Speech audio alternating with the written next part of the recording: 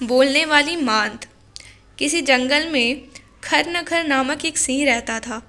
एक बार वह दिन भर जंगल में भटकता रहा, किंतु आहार के लिए कोई जानवर नहीं मिला। हार कर सांझ होने पर वह एक गुफा में घुसकर बैठ गया कि रात में कोई जानवर इसमें आएगा ही। आज मैं उसे ही मारकर भूख शांत करूंगा। उस गुफा का मालिक दधिपुक्ष नामक एक सियार था। वह रात में लौटकर गुफा पर आया तो उसने गुफा के भीतर की ओर जाते हुए सिंह के पैरों के निशान देखे।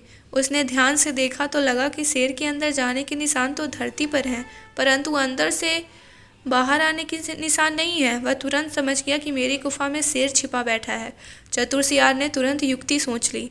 गुफा के भीतर न जाकर उसने द्वार पर से ही आवाज़ लगाई, अरे मेरी गुफा, हमारा तुम्हारा तो समझौता है ना कि जब मैं बाहर से आऊँगा तो तुम्हें आवाज़ दूंगा और तुम उत्तर देकर मुझे बुलाओगी, तभी मैं भीतर आऊँगा, नहीं तो किसी और मात में चला जाऊँगा। फिर तुम बोलती क्यों नहीं?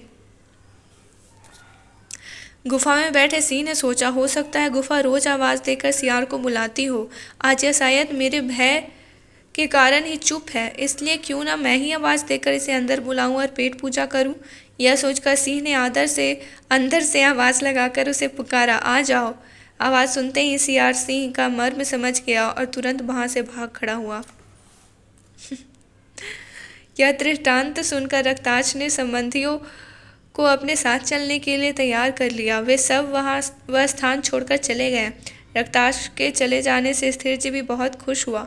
उसने सोचा, इन सब में रक्ताक्ष ही सबसे बुद्धिमान और दूरदर्शी मंत्री था। उसके चले जाने से अब मेरा रास्ता साफ हो गया है। इस बीच उसने गुफा के द्वार पर अपना घोंसला बनाने के बहाने बहुत सी सूखी लकड़ियों और तिनके आदि लाकर पूरा ढेर खड़ा कर लिया था। पूरी तैयारी करके एक दिन सूरज निकलने पर जब उल्लू अंधे हो जाते हैं, स्थिरजीवी तेजी से उड़कर पहाड़ी पर बसे अपने राजा मेघवर्ण के पास पहुंचा।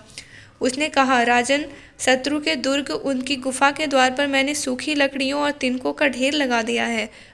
अब आप सेना सहित धावा मारे, अपने साथ एक जलती लकड़ी भी ले आए और वहां पड़ी लकड़ियों में आग लगा दें। द्वार आग से रुंध जाएगा और गुफा में रहने वाले उलुक वंश के हमारे सारे शत्रु अपने राजा सहित जल मरेंगे। मेघवर्ण ने तत्काल सेना लेकर धावा मारा और आग में जलकर उनके शत्रुओं का अंत हो गया।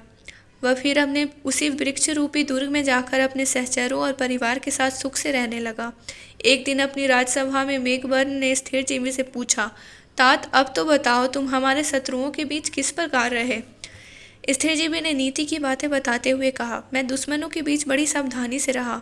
उल्कों में केवल एक मंत्री रक्ताक्ष बड़ा ही दूरदर्शी और बुद्धिमान था। बाकी मंत्री तो नीरे मूर्ख और अज्ञानी थे।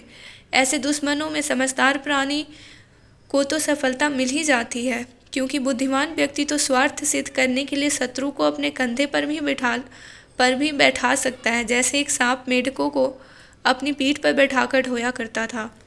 मेघवर्ण ने आग्रह किया, पूरी कथा सुनाओ। स्थिरजीव सुनाने लगा।